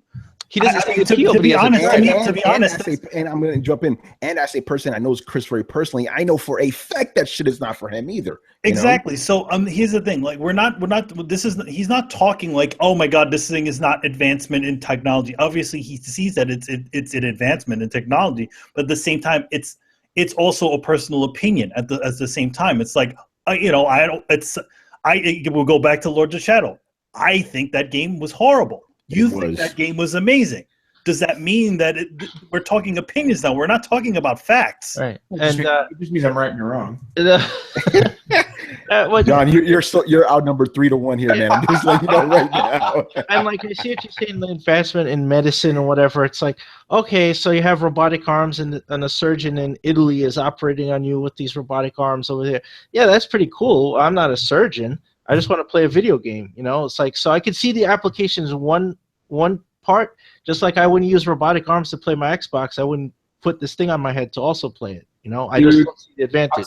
I don't know, man. Like if our cybernetics were advanced enough, I would totally fucking play video games with robot arms. I'd be like, there's a difference between loading you into a simulation of Pompeii and giving you a viewfinder with a couple slides of Rome. Yeah, it's like when you put, and I can tell you from personal experience, like when you put more so Oculus and PSVR is still incredibly immersive, but when you put that Oculus headset on and you're in the Shark Tank, you're in the fucking Shark Tank. Like it's, you can totally feel the water around you, and you can feel the shark hitting against the cage. All I'm saying is this. You're visually there. You're visually like I recoiled when the shark hit the tank. I was like, Jesus Christ. Yeah, no, fuck that. I would never play that shit. I would die. Fuck that shit. The application, like, I'm a huge fan of horror games, and like, you know, the application of VR for horror is just.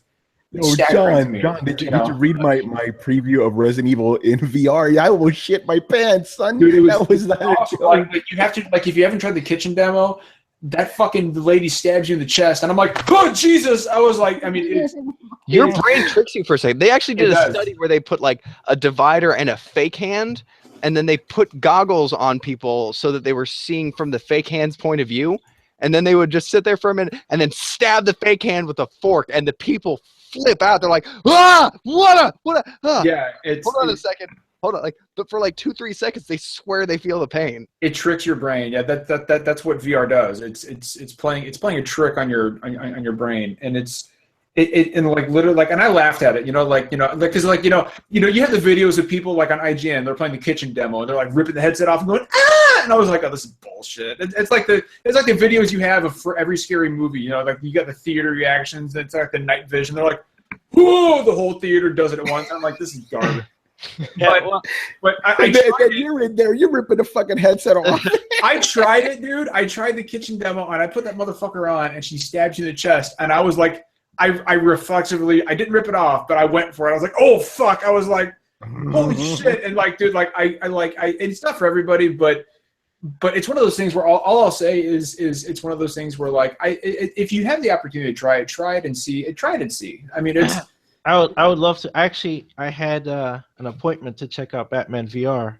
No, I haven't done that. That's the same time I was able to get into play Zelda. I had to make a choice, either play that or VR. The right Batman choice. would have turned you off of VR. Yeah, it is really badly calibrated, man. But by the way, this always happens on Throwdown. It's like, here's VR topic, then we spend 20 minutes talking about the applications of VR and not actually talking about the fucking topic. So what do you guys think Microsoft is trying to do with this shit? They're trying not to miss the boat. That's what they're trying to do. They're entering the market gently. And they're making it cheap. And like, this is my guess. I think most people are trying to make this thing and get people who watch like VR porn to freaking go off the charts, man. They want that boom, man. They want that boom of people just watching porn in the VR headsets, and everybody's gonna want a headset now. Because video games, as cool as some of the concepts are, video games are not gonna sell VR headsets. No. Oh, really? Yeah. What? I know, man. I just love the fanboy reaction. It's like VR is bullshit. And then and I'm talking about fanboys on the Microsoft side, and then it's like VR comes out today, or they're talking about the headsets for Windows, and they're like, this is actually genius by Microsoft. Fucking idiots, man. I was like, hold on a minute, like what the like you know what this this VR pull is for Microsoft. This is like them at HD DVD. Yeah, it's them sideways committing. It's like it's if it does shit, they didn't lose anything off of it. They're just like, okay, we just made an add-on, and we just don't need to make those anymore. But I do want to focus on what John was talking about, though, because yes, and we talk about just real quick though, because I just find that fucking conference, dude. Fanboys were like, "This is a brilliant move by Microsoft," and it's like the shark jumped, missed the fucking tank, and hit the kettle, and said, "You're black, motherfucker," because I was like, what the fuck just happened in space and time? Like, it happened so fast, and I was like. Like, and we all what I found funny we was all know who I'm talking about too. Oh yeah, no, I'm not gonna name any names, but there's one specific guy who was shitting on VR just the other day. So what people did, I love you guys for this. They took his tweets from that day, right? VR is fantastic. This is fantastic. Then from last week, VR is bullshit. It'll never work. What happened? I'm like, what? What the fuck? That's because somebody flipped that full of VR headset or some shit. No, because it's on whatever Microsoft. Microsoft does. Yeah. It just has to fit the Microsoft narrative. So what you saw was a gold medal performance of mental gymnastics. Yeah, now suddenly VR on Microsoft is a brilliant thing. It's the greatest thing ever. You know, and to use the accent, you know, it's actually, hey, you know what? It's actually kind of genius. That's kind of, no, dance with me. You know, hear me out. You know, and I'm like, fuck, you gotta be fucking kidding me with this shit, right? Like, you know, I just. I can't. I know it's sorry. fucking. I can't. I just. Hey, yo, somebody can't change their mind. Yeah. Fuck. Oh, God. You change your mind in a day, you motherfucker. Get the fuck out of here, man. It's just so compelling and controversial. Yeah. By the way, I'm gonna tell people about my little scafu, and I'm gonna bring in our mutual friend John, Mr. Mike Mullis. Oh, he didn't like the way I phrased shit because I said, "Hey, it's funny." I saw that. I'm going to jump in and just like into your mentions and just like post a picture of a puppy and like, guys, look at this. Like, look at that. So I posted like, "Hey, Microsoft comes out with these headsets. It's the greatest thing." But when Sony does it, it's horrible. Actually, Microsoft is not making these. It's actually HTC. I'm like, everyone knows it's a Microsoft product. Stop with the bullshit. No, you're misleading people because it's a Microsoft product. You're lying to people. You're a journalist. You're supposed to know better. You know how badly, and I love Mike. This is why I didn't do it. I want to go, why don't you suck my fucking dick and shut up? Because this is not really so much Mike. The other guy that jumped in, he was fucking crazy. You know, like Mike was okay. Me and Mike are cool. But this other guy, I'm like, yo, who the fuck are you? Why are you jumping in our mentions? Suck my fucking dick. Get out of here. You know, it's like Scorpio emoji.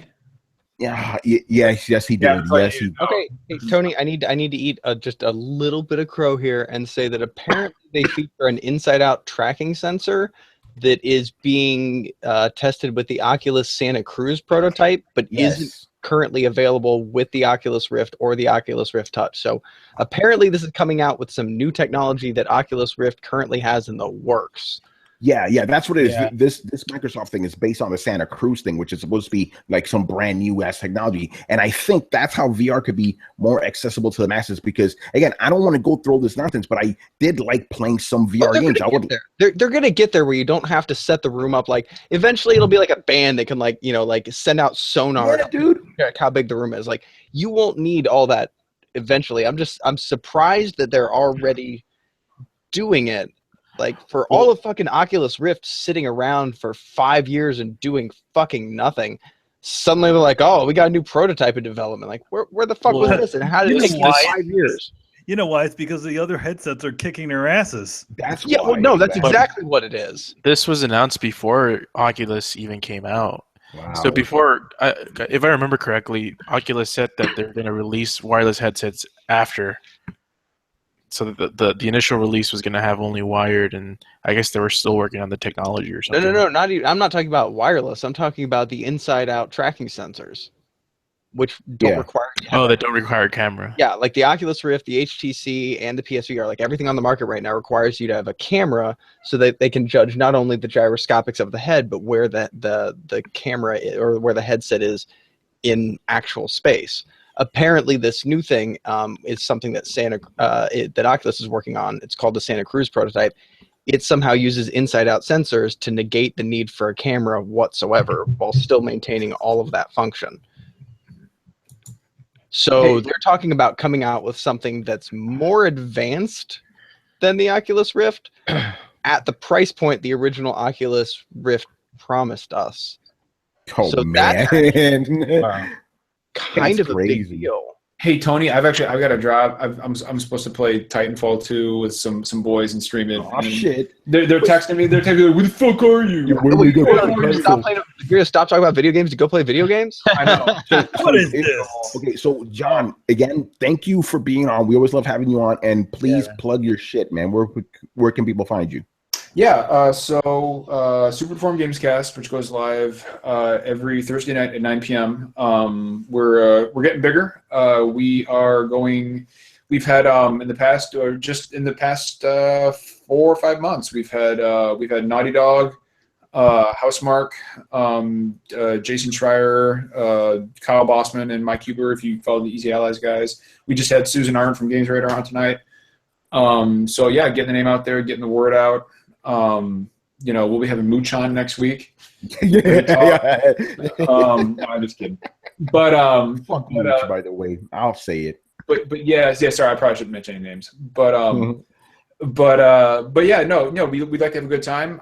We're rapidly expanding. We got the website going. We got reviews and news and opinion pieces and all that. And like I said, next week we're doing the second episode on Monday at 9 p.m. Eastern Standard Time of the Support Class podcast for gamers with anxiety. So I highly recommend that if you've got anxiety and you feel like you're alone, you're not. So please come talk to us.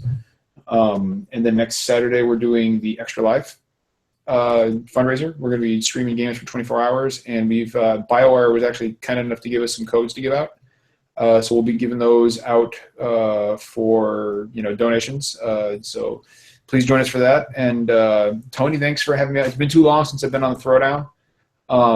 And you were one of our first guests, man. So we appreciate you for kind of helping kick us off. Yeah, dude, like I always tell you, the door is always open. But I do want to apologize for kind of ruining everything. It's like you have all these great guests, and then you had me. You want asshole? No. That's bullshit. You are one of the few people who have an open door to come to. You literally can walk onto the podcast. Awesome. All right, that's all you have to do is say, John, I want to be on SDGC, and I'm like, okay, you're on. Yeah, and the feeling is mutual, bro. Anytime, man. I'm sorry. I'm sorry it took me so long to come back on.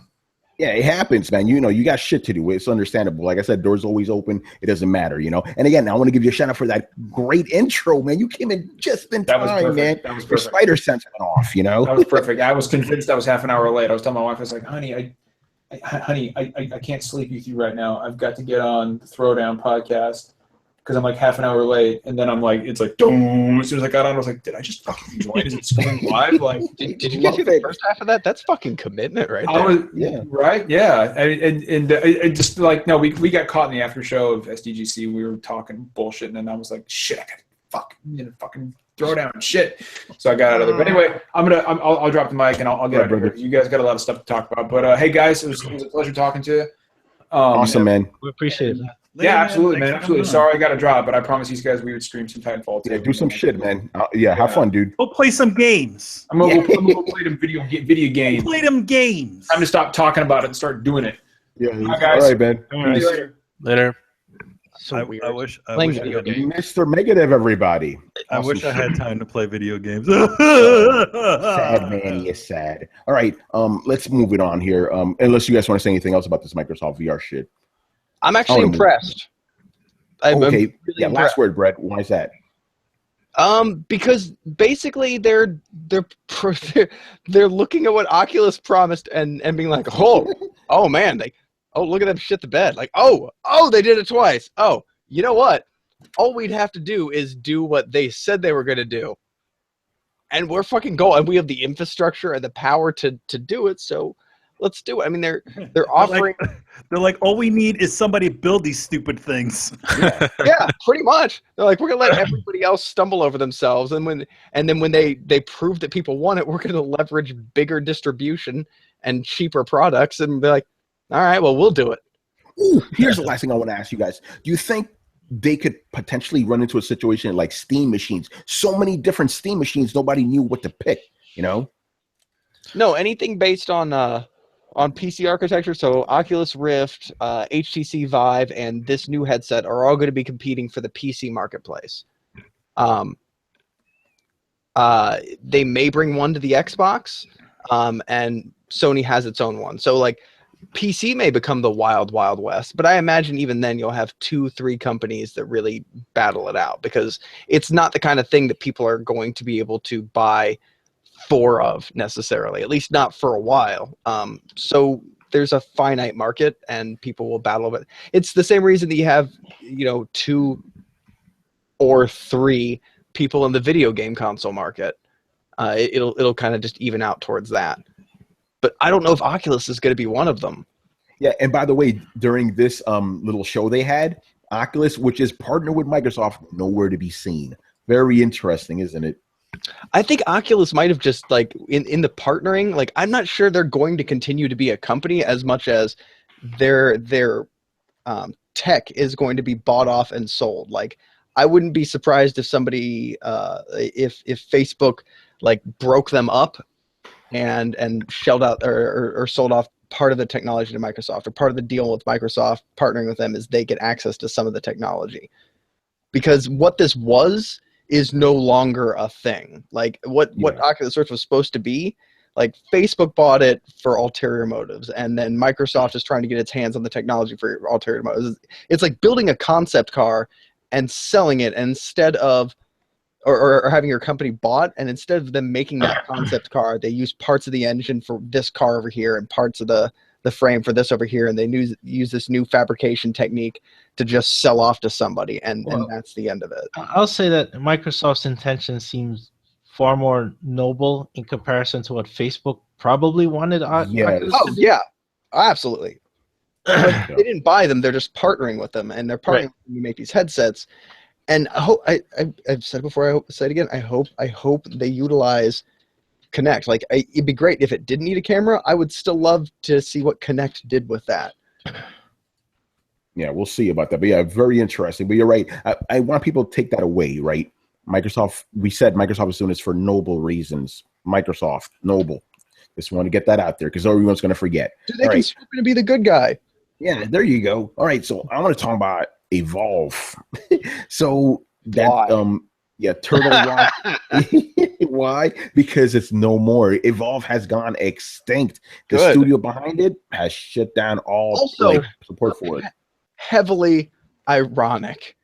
I'm going to put, in case you didn't know the irony here, a studio that made a game called Evolve, which was essentially a dated version of games, or a dated version of a game that was our arena shooters, based on the dated and outmoded idea of microtransactions, has now, instead of pivoting or choosing a different direction, buried themselves in the ground and gone extinct.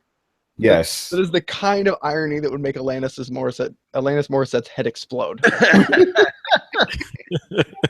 Oh man. I mean, it sucks, but at the same time, you could go back to previous Throwdowns. We fucking called this shit too. Mm-hmm. We're prophets on this show, man. I swear. But then again, it's one of those things. Why we predict shit right now is because we're geniuses. Because we just use common fucking sense. Because behind all the hype and all the other bullshit that seems to blind every single person on the planet at the same time, we at the same point said, no, this is not going to work. Yeah. Right? It's a multiplayer game with next to no fucking features. What's going to happen? Yeah. But play for 20 minutes. What did you think? What did you guys think was going to happen? Everybody was going to round you for your amazing gameplay that nobody could keep, that nobody cared about? Okay, go ahead, Chris. I have something else to say. Yeah, boring gameplay on top of like the most ridiculous DLC pack and deluxe edition I've ever seen. It was $120. It literally was the cost of 2 games. Yeah, it was spitting in the face of your gamer base. Yeah, it wasn't even trying to wring out extra money. It was like, hey, a blatant fuck you. Yeah, I mean, this game is like another example of what's wrong with this current generation. It's like we're not making a game because people want it, because they've requested it. They're making a game to maximize profits, right? People don't care about single player. This is what they say. They care about multiplayer. How do we make even more money off multiplayer? Microtransactions. This is what the people want. It worked for these games. It's going to work for this. Again, it's like they see a game that's successful and they focus on one specific aspect. And I'm going to take it away from games right now. This goes back to the whole Deadpool shit, right? People look at Deadpool. They're like, why was that movie successful? It was rated R. We're just make more rated R movies. No, it wasn't successful because it was rated R. It's successful because it was a great fucking movie, But this is what happens. These PR people, these like spinsters, they're very limited in their thinking. Like Manny has said many times, right? These people don't actually know what the fuck they're talking about. No, they don't. It's true. I mean, friggin' Chris has been in market. I mean, we've both been in meetings with people from marketing, and these people are fucking stupid. Oh yeah. So yeah, this game was manufactured. It was meant to be a hit, right? But unlike Destiny, another game that was totally manufactured just to print money, it didn't work out because they didn't have enough content in it, you know? And also, I was talking to Manny about this last night. Look at a game like Overwatch, right? Multiplayer too, but it has a ton of shit in there. And it also has the fake semblance of a kind of mythology around it. Evolve didn't have any of that shit. No, it didn't. The thing is that Overwatch's story is not within the actual game. In fact, you can participate with the, you know, get a good idea of the Overwatch story from the animations that they put together, from the comic books that they release for free. So they have all this other content, and you don't actually need to buy the game. Okay, but guys, you could play a monster. You can play a monster that turns into another monster. Yeah, you could play the bad guy. Like, so it's not 2-on-2 or 4-on-4. It's 4-on-1. Like, what are you not grasping about the revolutionary game design here? Dude, just reading the description of this game puts me to sleep. You know? What if you were in a world? Well, that's too interesting. Yeah. In a world where you evolve as a monster. Man, I remember they showed this shit at PAX East 2 years ago. Chris, you were there too, right? Yeah. People were like, you know, they played them like they were hyped up to play, and then afterwards it's like, I think I just played the entire game. Yeah. You know? Yeah, I played the alpha. Remember, I was trying to record it for the early release, and I played the alpha, and I was like, after I played for like 20, 25 minutes, I was like, is this all there is? This is like tag football or something, you know? It's like, I got to catch him before he gets to level 3, and then they start chasing me. And that was the rinse and repeat. Yeah.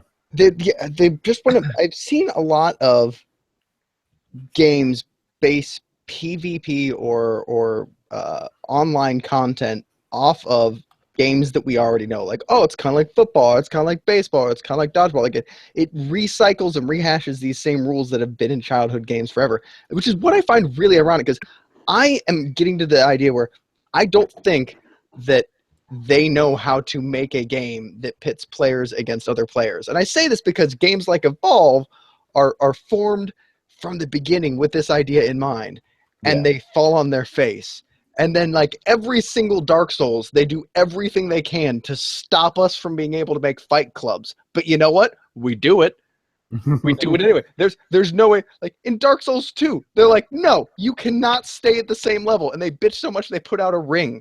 And people will get on forum boards and say, you go to this place between this time and this time. And there's, like, healthy PvP going on in a game that was never even fucking designed to have PvP going on. So I've got to say at this point, I don't think anybody knows how to make a player versus player game satisfying or good at this point. It happened accidentally.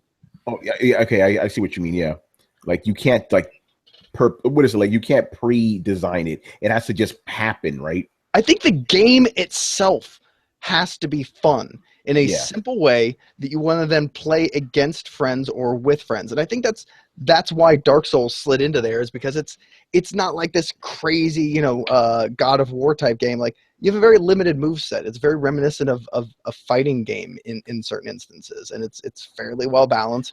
Well, and you get somebody who's like, man, I love the sword, and man, I got good with the sword.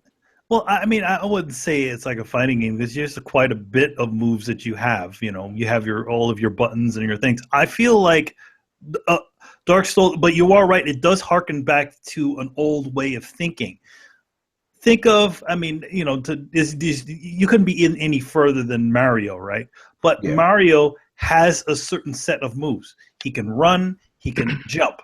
So now, how do you take those certain actions and build challenge around it? And I think that's at least the kind of game design philosophy that comes behind Dark Souls. It's like, okay, you can roll, you can hit in a couple of different ways. Now, how do you use those your limited set of moves to traverse this location? It's just like Smash, and it's just like Smash Brothers, and it's fun for, I think, the same reason Smash Brothers is. Like, Smash Brothers is fun because like knocking Kirby off the side with a big, swing, power swing as Link is fun. It's satisfying. And then you want to do that to your friend, and then you want to do that to strangers. You just want to do it. Like that's the thing that I think sets some of these games apart. Like they're fun. They're fun not because you're reaching a goal point. They're fun before you've reached the goal point, and even after you've reached a goal point. Like you're like sitting around like who doesn't love breaking pots in Zelda? Like just fucking because. And I think games like Evolve are built around this Pavlovian idea that Blizzard helped build up of, oh, you need to level up, you need to unlock this new thing, you need to do this new thing, you need to be part of this team. It just ends up being stressor to stressor to stressor, and yeah, that carrot's always in front of your face, but you're always running for that carrot. They're trying to get you hooked onto it. Yeah. They're trying rather than trying to addicted. Rather than trying to make a game, essentially make a gameplay that dynamically pulls you in. It's literally built so that you can get hooked on it and continue to buy and buy and buy and buy. Yeah, it's not addictive. It's not satisfying. It's addictive, and addictive means it's not satisfying. Like I can't tell you how many times I've played these games, these kind of addictive PvP games, where you're essentially, and I've read really cool articles about it, where you're basically gambling your serotonin. Where if you win, because you're not having fun during it, you're having fun winning it. And so if you don't win it, you don't get that serotonin boost. But if you win it, you get that big fucking serotonin boost. And it's a completely different thing than I'm enjoying the ride. And I know I praise Dark Souls a lot, but that's the easiest one I can think of. Tenchu was another one. Like I loved every minute playing Tenchu. Smash Brothers, I always loved playing Smash Brothers.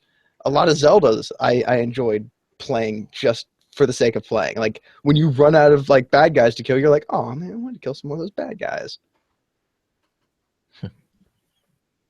Yeah, but yeah, Evolve, we knew it was going to die, so and I'm not even going to pour one out for Evolve. We knew it was coming. I'm going to say this. I am, though, the only part of this that disappoints me is that they weren't able to kind of recorrect themselves, kind of like the way Titanfall has. Yeah.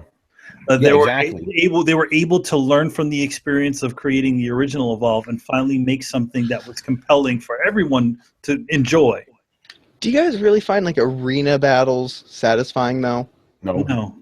See, like I would find Titanfall way more satisfying if you almost put it in a GTA Online kind of thing, where like I could be rampaging through part of a city and then all of a sudden like 3 more guys jump me or something like that. Do you think there's a future for arena combat games? There are still arena combat games. Yeah, there are. There are still guys playing fucking Unreal Tournament to this day, You play rigs, Brett, so that's an... Okay, yeah, but I recognize that that's in an arena because of limitations. The second you let me out of the arena in that mech, I am fucking gone. Oh man! Yeah, all right, I've never been to capture the flag sort of stuff, because I feel like it's just repetition for the sake of repetition, and I don't like that. Dude, you never noticed that so much. That's like, have a lot of you have? How many of you have played MMOs? I played. I like that. Does DC Universe count as an MMO? Yeah. Yes. Yeah, DC Universe. Yes. I played that for a good month. Yeah, I played that. Yeah. I don't play MMOs for the reason I know that I will not, because I know I have that sort of personality that I will get obsessive over having items and things, because I'm that sort of collector-y type of person. So I know that I'll be constantly trying to do this sort of thing, and I don't want to get myself into that sort of situation. I see. Well, the reason I bring up MMOs is because usually you have 2 different modes if you're on a PvP server of engaging with the enemy faction. One is like war games usually, and war games take the place of, capture the flag, hold these points, push forward this line, basic sport concepts and things like that. Whereas on a PvP server, you can also run into people in the wild and murder them. And I think that's the best way I can crystallize the metaphor, is that in console games, you only have that arena-based fighting. And I always remembered, like, in Warcraft and stuff like that, like, I don't want to play fucking dodgeball. I don't want to play capture the flag. I want to find somebody out in the wild and destroy them. And I want their friends to come, and I want to fight me and all of their friends. And I want it to just be this kind of organic thing. And it's weird that console games have limited themselves only to this arena combat and seem to feel like, with the exception of very few games, that's the only kind of online fighting against other players you can do. I say with few exceptions because GTA Online, perfect example. You just roll around the lobby and get into fights with people. Like, oh, that motherfucker hit me as I was trying to rob this store. That is not going to fly. And then you end up chasing him down over half of the map. You get in a helicopter. He shoots it out of the air. You drop down, steal a car, end up parking it and having this big shootout. That's fun stuff. That's way more fun than a matchmaking system. Yeah. There you go. Yeah, people just like doing that, which is fine. Yeah. All right. I want to move on to the last thing. Chris's favorite subject here, Nintendo. This actually came out today. Very interesting because remember, Nintendo. Actually, a couple of things about Nintendo. So first, they said they're not going to talk about specs, games, price, any of that stuff until surprising. Yeah, until January 12th. Until January 12th. Yeah, right? yeah. Uh-huh. Brett's like, fuck Nintendo. Oh no, I'm gonna get in here. I'm gonna try and say this as mean as possible right in front of Chris. I'm not surprised they're not releasing specs on their gimpy ass system, which has a 720 screen and is probably not going to upscale much better than to your TV. So, oh look, we have a system that pretty much does what other things were already capable of doing, but in a less powerful package. Slow clap. Brought it home. You brought it home, motherfuckers. No, yeah, by the way, Brett, hold on, before we move on, Brett said half of the news story. So basically, Eurogamer, their inside sources told them that the screen, it's going to be 6.2 inches, 720p resolution. It's going to be it's going to be like the touch screens like you have on phones, not the way you had it on 3DS and the Wii U, where it's just pop, pop, pop. You know what I mean? Like, I forget the fucking name, and I wrote the story and I forget the name. What is it? Yeah, when I wrote this word, what is it? Capacitive. Yeah. By the way, when I wrote that, Google was like, "That's not a real word." Like this, it was like spelled wrong or whatever. Yeah, it's not capacitive. Is like there's resistive, which is what the 3DS had, and the Wii U had, and this is capacitive, which is just like smartphones. Pinch and zoom and all that other bullshit. I'm gonna say this. Probably the only nice thing we're gonna say here. I think 720p resolution is not that bad. It could have been way worse, and I'm guessing they want to limit. They don't want to kill the battery life, which is rumored to be. This is bad though. I was talking to my boss about this. He thinks this is bullshit, but it's rumored to be 3 hours. He thinks because it's 720p, it's probably going to be more like 5 hours. That's why the resolution isn't that crazy. Here's my question, Tony. Go ahead. Is it going to upscale when you click into its slot, or is it going to broadcast to your TV in 720p?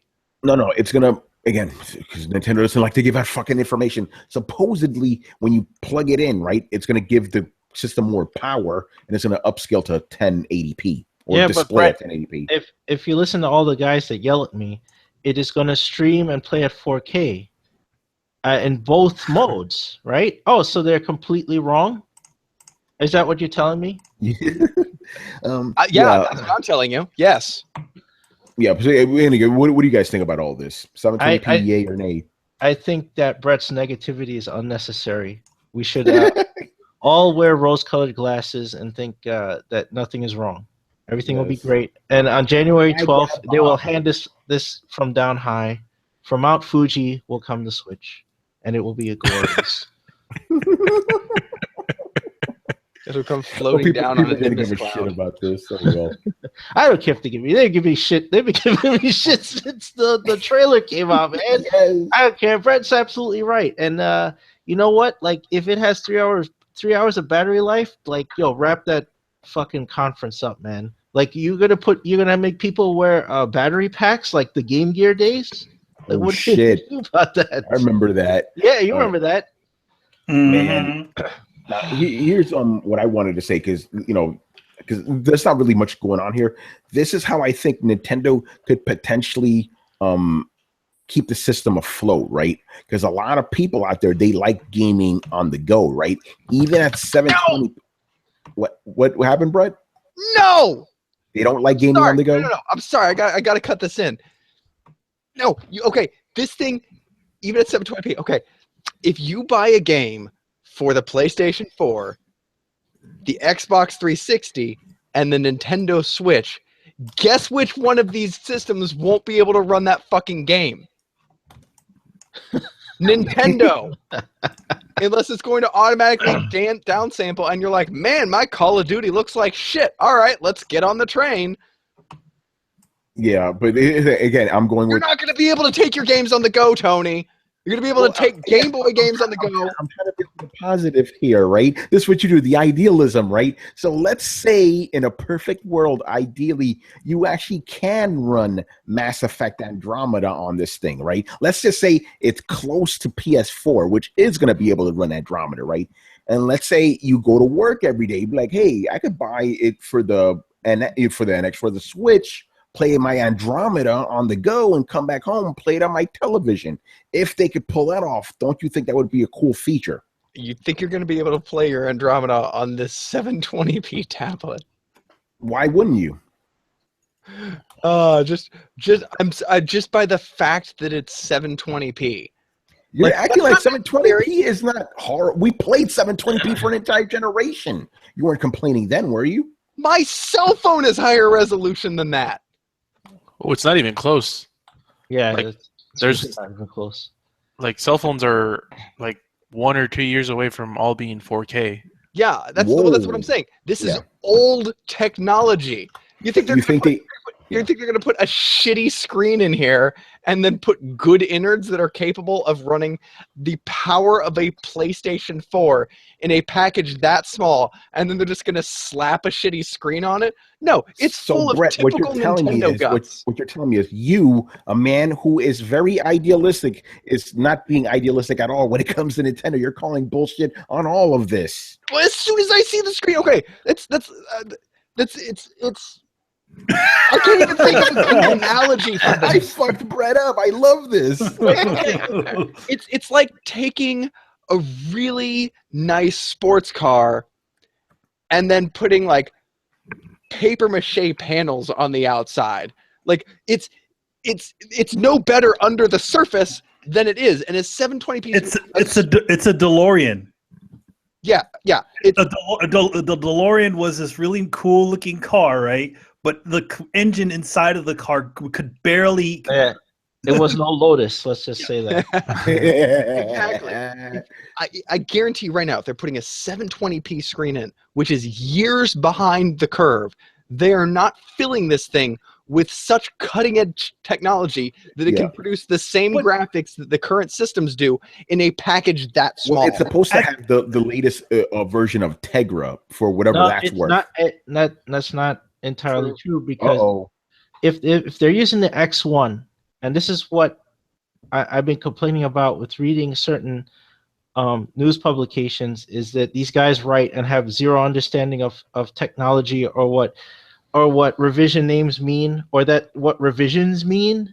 Like Games Radar, you are particularly guilty of this, going, well, this is 2014 technology, this is 2016 technology. You're a fucking idiot. You don't understand how like CPU don't understand Moore's law. You don't understand anything. You just write with this weird equivalency, like, well, I don't understand it, so it must be good. No, it's not. Maxwell was the last generation of Tegra chips, right? That was the stuff that could not hit 1 teraflop. They've gone to Pascal now. That's what they're using to fab the current GeForce, the current mobile, and the current Tegra. But they can't use that they probably can't use that in the Switch, because it would be too expensive. The price of the Switch would jump up if they had to fab a custom Tegra using Pascal for Nintendo, right? To keep the cost down and the battery life, they have to use a beefed up Maxwell chip. So maybe they'll overclock it a little bit, but it's not going to be very good. Not as good as the current one. And then the thing is, what is Nintendo's history? Right. They always make cheap consoles. Yeah, they do. This thing is one of them. The irony here is this thing is going to be about the same size and less powerful than my Note 4. I don't understand how they anticipate to let you take gaming on the go when it is the second most powerful gaming device in your pocket. Unless they really drive home but then you can plug the same game into your TV when you get home. Like, they're really going to have to sell that part, because this just from the screen, I'm convinced that this is exactly Nintendo's MO. They hobbled together subpar, outdated computer equipment because they don't want to have the price point that the other guys do, or they want to make more money or whatever. And it always leads to conflict with third-party developers. A third-party developer is like, I'm not sure how the fuck I'm going to downgrade my game in order to get it onto your little screen. Like, at the very best, it's going to be a gimped version when the two are hooked up. And then you want me to somehow bring it onto a 720p screen with no fucking processing power and a 3-hour battery life? I'm mad at you, Nintendo. I expected better. I expected at least a cell phone. Yeah, well, I guess look at the Surface Pros. Look at the Surface, and I realized they cost money, and I realized that they're not cheap. But like the Surface Pros, like, I'm thinking about getting one of those. You can draw on those motherfucking things. They're like a full PC. They're powerful as a full PC, and they're like this big.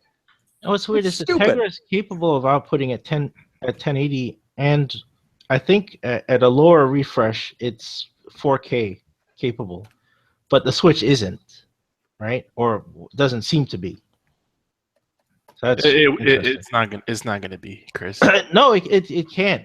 Because you can't pull this thing up. Well, first of all, I don't know who they got to make their screen, but again, like Manny said, they go with the cheapest guy possible. So they went for the cheapest option, the 720 low resolution screen, right? So that they can turn down this Tegra, right? They can lower the speed. They can actually clock it down because they have to keep that battery life high, right? And we'll see on January. We'll see if that rumor is true. They only got 3 hours out of this thing, man. That's done. It's 3 hours. They're fucking done. Yeah, they're done. I don't care. And then the guy who commented, by the way, on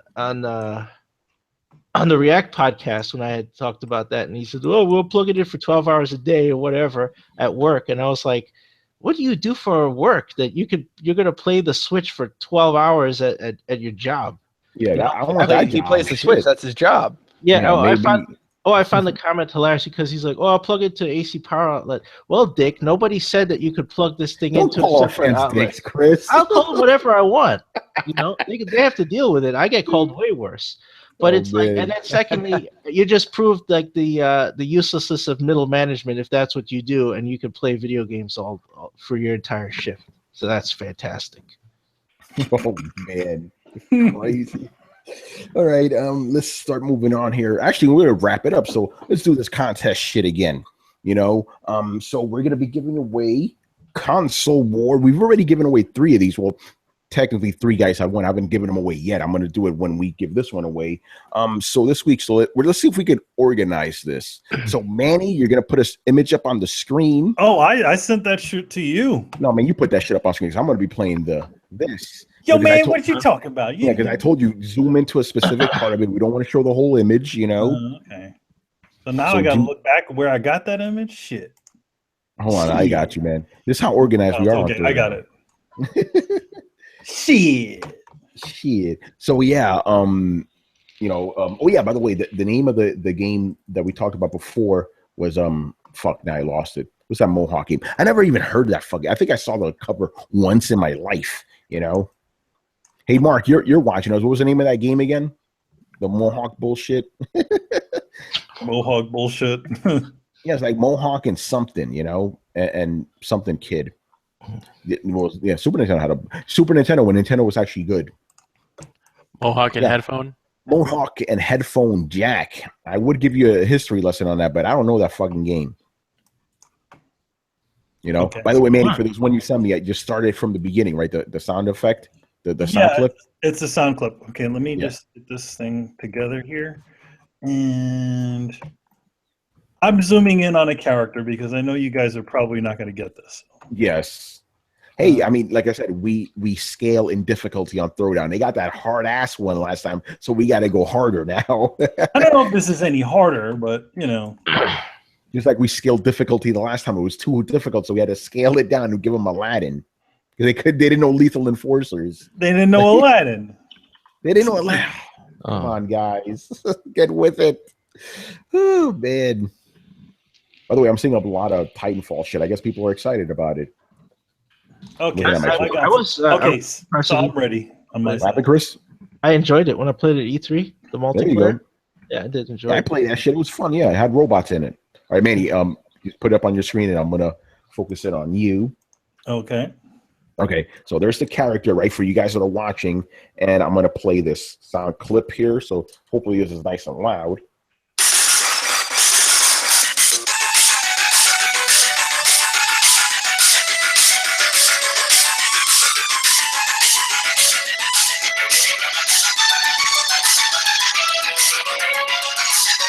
All right, that's enough of that. So guess what game that is? We gave you the visual, we gave you the sound. So email me, Tony at thecoalition.com with a K, Tony at thecoalition.com, or leave us a message on the back end of the Throwdown YouTube channel. Either way, you know, because I don't want this shit out publicly. You know what I'm saying? Just, you know, send it to me and send it to us directly. And if you get that, you'll get Console War, a book so good I want to read again because it really got me angry about Sega fucking up. They could have did it, man. They could have partnered up with Sony and destroyed Nintendo, and they fucked up. God damn it, Sega, you fucked up. Coulda, woulda, shoulda. That's the Japanese.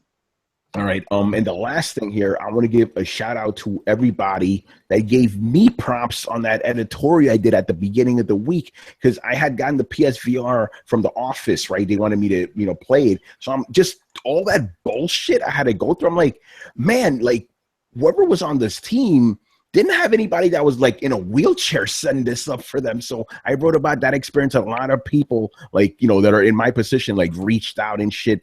Thanked me for it. A lot of developers were like, you know, I didn't think about that, but I'm gonna, you know, incorporate some of the things you said into our game. I'm like, that's pretty cool. Like, I'm not into this industry shit to be like the handicap gamer. I'm just a guy like everybody. But at the same time, no one. All these articles I see always talking about, oh, the potential of VR, how it could help handicap people. I'm like, I'm a handicap guy and I played it and I'm not seeing it, you know? So I just got my thoughts out there and I'm glad I did. Again, I'm not trying to make a crusade. I even specifically said, again, I'm not trying to tell these guys what to do. Just have a little bit of consideration because there's too many fucking people out there trying to like, you know, I guess grandstand, make an example out of you. That's why I actually worded it specifically. I didn't want to give anybody ammo. You know what I mean? It's because there's such bullshit going on right now. But anyway, I'm glad I did it. It's out there. Thank you to everybody who read it. And I'm probably going to do a follow-up because I actually left out a bunch of other shit. I'm going to take a little bit more of an objective view on it for the next one because I just gave my personal view on it. This one I'm going to do the positives and negatives of VR and being handicapped and all that. So it should be interesting. Again, I'm the only motherfucker in this industry qualified to talk about it because I'm the only one. I'm literally the only one. So that's my job, and I'm going to do it. With the exception of a couple of guys we've seen at E3, I mean, it's, you know, there's not a pile of guys in wheelchairs rolling into the fucking EA conference. Yeah, exactly. The only other guy we met, right? Yeah. And you know, that was dedicated because my man Paul Amadeus Lane, he does a tech show, right? My friend Lindsay, she does some other things, right? But they're not dedicated like I am just to gaming. This dude from France, he does the same shit I do. You know, I'm like, this motherfucker is from France. You know, so kind of crazy. Apparently in Europe they have more of us there, which is interesting. You know, I didn't even know Europe was set up for handicapped people. I thought they just throw them out in the streets. I don't know. we use them to suck their blood. Yeah, they use us for like, you know, to light their homes or something. I don't know. hey, it's a little dark in here. Maybe we'll just light up a couple of cripples on the fire, you know. Oh shit. All right, so let's wrap this up. So thank you for watching and listening. Make sure to follow the Coalition at thecoalition.com. Also help support the site by donating to the Patreon page. Subscribe to Throwdown on SoundCloud, iTunes, and YouTube. Don't forget to follow us on Facebook and Twitter at Throwdown Show. Links are available in the description below. Once again, our show is Tony Polanco and joined by Emilio Lopez. I'll see you later, guys. And well, it's not 12 o'clock over here yet. I mean, over there yet, but it is Chris's birthday, and I just want to say happy birthday to Chris. Yay! Yay. Happy birthday, Chris. The birthday hasn't made it over here yet. No, A few minutes. Yeah, 7 minutes. I mean, old happy early birthday. Yeah, yes, you Happy old early bastard. Elderly man. Yes, elderly. Chris is the old man of the internet. You know? Chris Seeley, Hey, take care, everyone. Carlos Romero. Rest in peace, Vine. Yes. Oh, shit. Man. Burn in hell, Vine. Yo, wait, whoa. I don't want to lose Twitter, man. Like, they are falling apart. They have fucked it up. Okay, not to extend this outro, but okay, I saw this one tweet that's like, yo, what is going on with Twitter? Okay, in 2014, this was 2 years ago, Twitter shares sold for $79, right? Yeah. Today, $16. Yeah, they're plummeting. I'm kind of wondering if because for some reason Salesforce was interested in buying Twitter. I'm like, why would they buy Twitter? And then they backed out. Verizon went and bought Yahoo, which is stupid. I think somebody's waiting for Twitter to really like be on the edge of collapse and swoop in there. Like I mean, like Google, Microsoft, any of these guys could buy Twitter. They're at even at this point. Microsoft spent $26 billion to get LinkedIn. Yeah. Right? Yo, LinkedIn. Who the fuck cares about LinkedIn? Right. Oh, by the way, I don't know if this is confirmed yet, but apparently Pornhub was to buy Vine. Who knows? Oh, by the way, I'm actually glad we're extending this intro because we actually have a winner for the fucking Oh, book. really? Wow. Good. Yes. So Mr. Mark Wennick, Brawl Brothers Rival Turf 2 for the Super Nintendo. Yeah, My boy. man. Okay, you get a copy of this shit. Awesome. That's All the right. stuff we like to see in the same within the show. Somebody actually wins it. That's great. That's pretty good, yeah.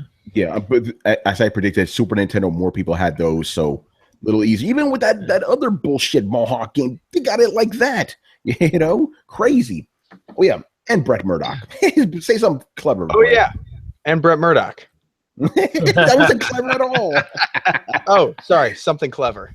Yes, we need to start quoting Jaden Smith again. That was brilliant. When we Brian's not that. here. I can't have the power to quote Jaden to channel Jaden's brilliant intellect without Brian here.